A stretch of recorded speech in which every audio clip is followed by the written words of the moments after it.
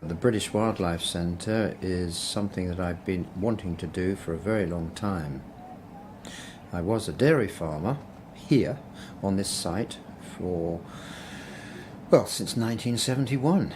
So I sold my cows. I thought, what can I do now? And as I've got the farm land, would it be possible to turn it into a zoo?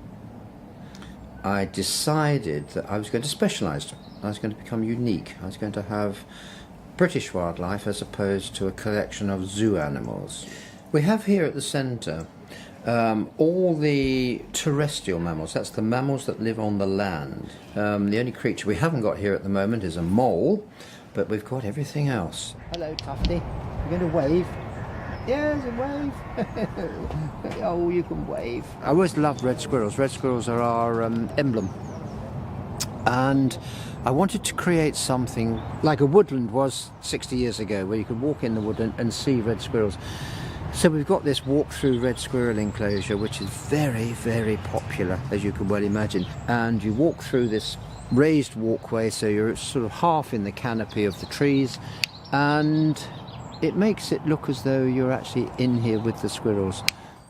You see, they're just getting their ear tufts again, which they molt out in the summertime. You're going to do that, are you? Off you go. The roe deer is slightly smaller than the fallow deer, very, very elegant looking deer, and quite shy as well. The whole ethos of this place is conservation through education. All British wildlife, in fact all world wildlife, is under threat, and they have as much right to be here as we have. And so my job is to educate people about the plight that these creatures now have. You know, these creatures do share the same space that we live in, and they deserve to be looked after. Not in the looked after sense of like pets, but just make sure the habitat is there for them. They can do it themselves, providing they have the right habitats.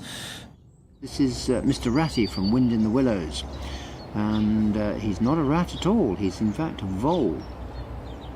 The problem has been that since the introduction of the American mink, 90% of them have disappeared in the last 10 years. Feed your birds, put out some food for the foxes or whatever, and leave a little bit of wildlife habitat in the corner. It's creating habitats. Peter Scott once said, you create the habitat, the wildlife will come in by itself.